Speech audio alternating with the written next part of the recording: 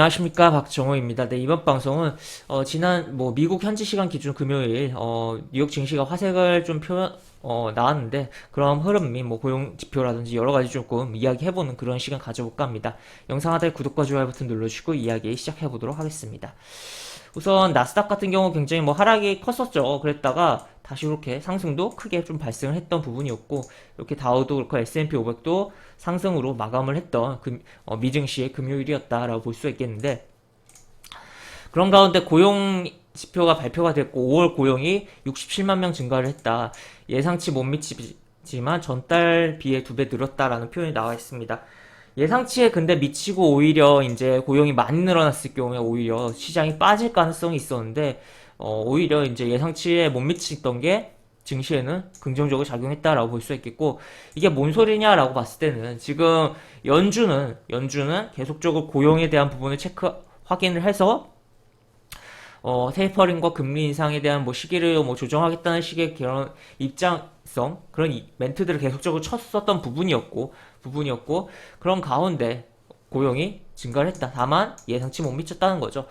지금 이게 어쨌든 시장이 이제, 아니 고용이 증가하면 시장이 어쨌든 경제가 살아나고 좋은 건데 왜 시장이 빠질 수 있냐라고 봤을 때는, 지금 제가 옛날에 한 몇 개월 전이죠, 개장전 이야기에서라는 콘텐츠에서의 이제 영상 속에서의 이야기를, 이 코로나에 대한 부분에 종식이 이야기될 때 오히려 시장이 많이 빠질 수 있다, 그런 식의 이야기를 했었던 부분이 있는데, 왜냐하면은 이제 코로나로 이제 시장이 급락을 했고, 시장 전 세계 시장이 마켓이 급락을 했었고, 그런 가운데 각국의 재정 정책들이 발생을 하면서 시장이 반등하고 추가적인 상승이 났다는 거죠. 그렇다면 이러한 돈풀기가 그만되고 축소가 될 경우 오히려 시장에서의 유동성이 빠져나가면서 시장에 밀릴 가능성을 생각을 해볼 수가 있는 부분이고, 그러한 부분에서 고용이 오히려 증가가 예상치 이상 되었을 경우 연준의 테이퍼링 시기가 앞당겨지고, 그리고 그에 따라 앞당겨진 후에는 이제 당연히 금리 인상이 따라오게 되겠죠. 그러한 부분을 생각을 해볼 수가 있었는데, 고용 증가가 예상치보다는 낮았다라는 거죠. 이게 참 아이러니한 부분이죠. 고용이 증가한다는 게 경제에 좋은 건데 오히려 이제 증시에는 부정적으로 발생을 할 가능성이 있다는 거고, 이게 결국엔 그런 하면 이제 현재 코로나 이제 백신 접종이 굉장히 많이 되고 있고 종식에 대한 기대감이 상당한데, 이제 테이퍼링도 그렇고 금리 인상도 결국에는 이제 하게 될 텐데, 언젠가는 이제 하게 될 텐데, 결국 그걸 하게 됐을 때는 어쨌든 경제에 대한 그런 부분이 기초 체력이 단단하다라고 생각을 해서 그런 부분이 연준에서 진행이 되긴 하겠지만, 고용도 많이 증가할 거고, 그렇지만 이제 증시에서 있어서는 이제 본 게임이 진짜 진정한 본 게임이 시작된다는 거죠. 이게 뭔 소리냐라고 봤을 때는, 현재 시장은 유동성으로 돈의 힘으로 그냥 땡겨버린 시장인데, 이제는 정말 기업의 기초 체력, 결국 기초 체력이라고 했을 땐 무엇이냐? 결국 기업의 실적, 기업의 그런 부분들이 바탕이 되면서 증시에 개별 종목들이 움직일 것이다라는 거죠. 그렇기 때문에 우리는 점점 더 이제 기업에 대한 기본적인 그런 시장의 그런 자금 흐름도 생각을 많이 해봐야겠지만, 기본으로 좀 돌아갈 필요성도 있겠다라고 보실 수가 있겠고, 어쨌든 이러한 부분이 있는데, 이제 또 다른 기사를 또 볼 거예요. 그렇다면 이제 연준이 이제 과연 언제쯤 테이퍼링에 대해서 진행을 하고 금리를 인상할까라고 봤을 때는, 결국에는 이제 고용에 대해서 확인을 하고 액션이 나올 텐데, 고용이 언제쯤 증가할 것이냐. 지금도 증가를 한 거긴 하지만 예상치를 상회하는 폭발적인 증가가 언제쯤 발생할 것이냐라고 봤을 때는, 지금 기사를 또 딴 거를 좀 보시면 지금 미국이 이제 추가적인 실업수당을 많이 풀다 보니까 최저임금보다 실업수당이 더 높은 상황이 이어지고, 그래서 아니 나가면 코로나 감염 위험도 있는데 굳이 일할 필요 있겠냐라는 거죠. 그렇기 때문에 지금 오히려, 그리고 실업수당에 대한 부분으로서 돈도 많이 받는 게 있고, 일하는 것보다도. 그러다 보니까 지금 구인난도 심하다고 하는데, 지금 이 실업난이 종료되면 이제 구인난이 완화될 것이고,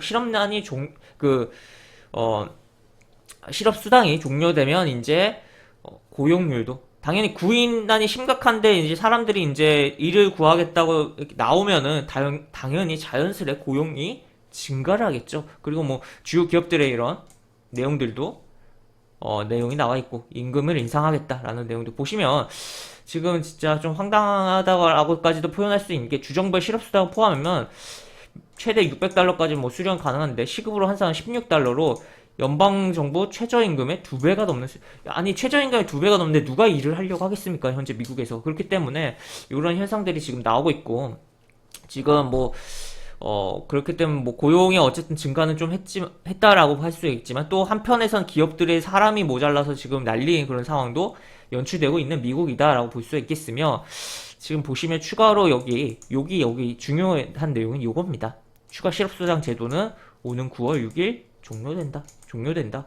그렇기 때문에 이 종료된 시점 후에 고용이 굉장히 미국의 고용이 굉장히 증가를 할 것이고 그에 따라서 이제 테이퍼링에 대한 이야기가 연준에서도 뭐 나올 수가 있는 테이퍼링에 대해서 테이퍼링에 대한 논의를 하자는 이야기가 나오고 추가로 테이퍼링의 진행이 가속화될 수 있는 부분이다라고 볼 수 있겠고 추가로 이게 기본적으로 이렇게 9월 6일 종료되는데 지금 20개 이상의 주정부가 복귀시키기 위해 워낙 이제 일을 안 해버리니까 복귀시키기 위해 추가 실업수당 제도를 6, 7월에 조기 종료하기로 결정하기도 했다.